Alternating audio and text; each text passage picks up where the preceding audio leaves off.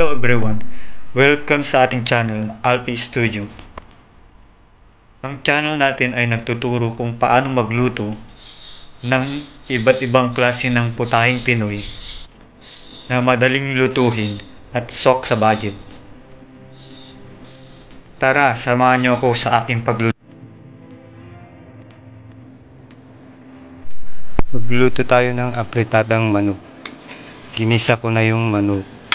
Lalagyan na natin ng panimpla. Konting toyo. Tapos maglagay tayo ng tomato paste na lang para makulay at yung apritada natin.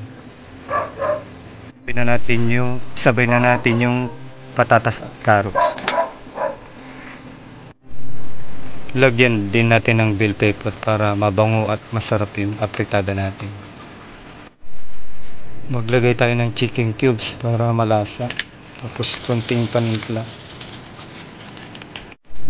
Dagdagan ko ng asin, saka lagyan natin ng asukal brown para magpantay yung lasa.